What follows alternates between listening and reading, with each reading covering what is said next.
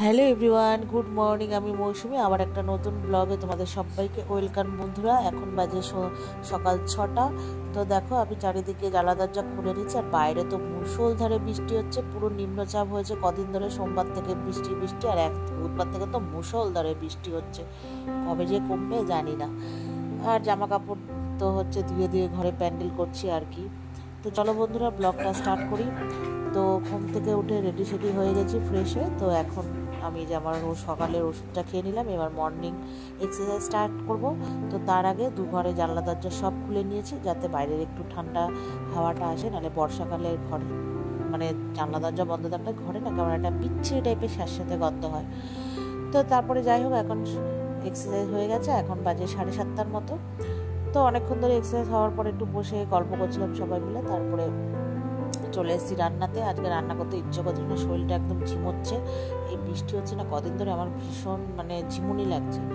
তো রান্না করবো না করবো একটু লেট করে দোনো মনো করতে করতে আসলাম। তারপরে এসে এখানে আমি আমার অ্যাফ্রেসটা বানিয়ে নিয়েছি, তারপরে বসিয়ে দিয়েছি ভাত। আজকে বেশি কিছু করবো না, সিম্পল দুটো বা একটা তিনটে এরকম রান্না করবো, আর কিছু করবো না। তো দেখো, রান্না আমার কমপ্লিট। এখানে চিংড়ি মাছ পেঁয়াজ দিয়ে একটা তরকারি টাইপের করেছি, আর ভেটকি ভোলার তোমার ঝাল করেছি। তো আমার রান্নাবান্না তো মোটামুটি হয়ে গেছে, আর আমরা টিফিন খাওয়ার জন্য তরকারি করে রেখেছি। তো আজকে যেহেতু স্যাটারডে, তো মেয়ের স্কুল বন্ধ। তো আমি আবার চা বসিয়েছি তিনজনের জন্য, একটু আমার জন্য বসাইনি, ওরা খাবে, তারপরে যেটুকু থাকবে আমি খাবো। তো সবাইকে চা দিয়ে দিয়েছি, সবাই বলতে আমি আর হাজব্যান্ড। মেয়ে তো ঘুমাচ্ছিল, যেহেতু ছুটির দিন বলে কথা, বৃষ্টি হচ্ছে ওই জন্য। তো তারপর চা নিয়ে একটা বাটারফ্লাই বিস্কুট নিয়ে চলে গেছি ওই ঘরে, বসে বসে খেয়েছি। তারপরে হাজব্যান্ড বেরোবে, টিভি সব গুছিয়ে দিয়েছি। ও চলে যাওয়ার পরে আর কোনো ভিডিও করিনি। আর না, আমার ফোনের স্ট্যান্ডটা নষ্ট হয়ে গেছে, ভেঙে গেছে আর কি। ওই জন্য আমাকে মোবাইল ধরেই ঠিকঠাক করে ভিডিওটা সেট করতে পারি না। ওই যাই হোক, তাই তোমাদের সাথে শেয়ার করি।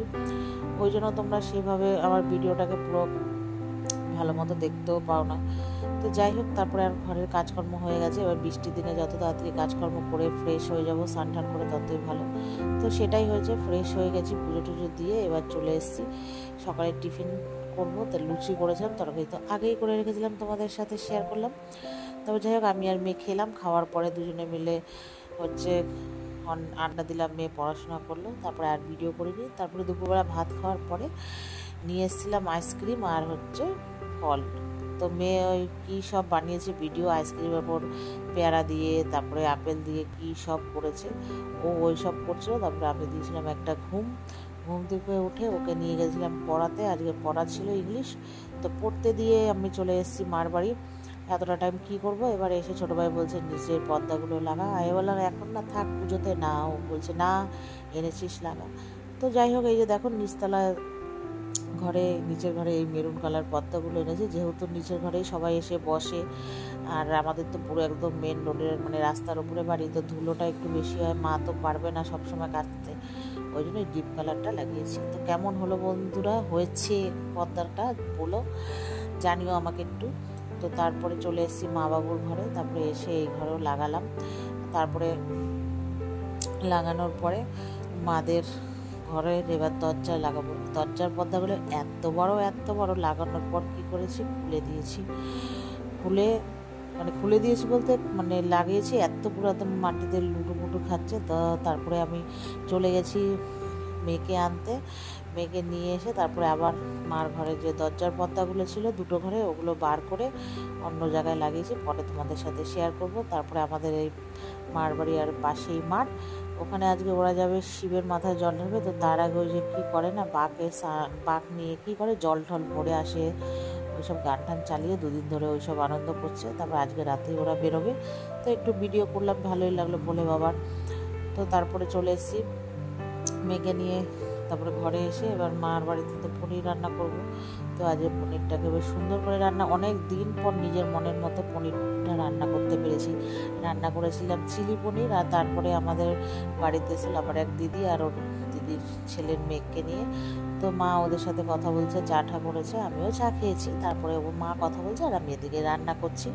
পনির আর ক্যাপসিকাম তা পেঁয়াজ সব ভেজে টেজে নিয়েছি, নেওয়ার পরে এবার সস টস দিয়ে আর কি পনিরটা করবো। আর মা মেয়ে এদিকে দেখো খিদে পেয়েছে বলে পাউরুটির মধ্যে স্কুলের ওর এক বান্ধবীর মা হচ্ছে স্যান্ডউইচ বানিয়ে দিয়েছিল, যা যা দিয়ে দেখে এসছে, ওর ভালো লেগেছে, এবার বাড়িতে স্টার্ট করেছে।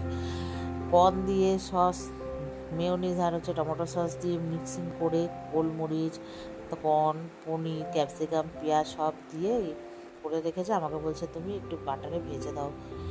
দেখো মানে রান্নার রাঁধুনি, পড়াশোনা না করে এইসব করে আর কি। এই যে দেখো এইসব করেছে। চিজ হলে ভালো হতো, আর চিজ তো আমরা সেরকম খুব একটা খাই না, ওই জন্য। আর আমাদের এখানে লোকাল মার্কেটে পাওয়া যায় না, মল ছাড়া মোটামুটি পাওয়া যাবে না, আর বড় দোকান ছাড়া পাওয়া যাবে না, তো ওই জন্য নেই।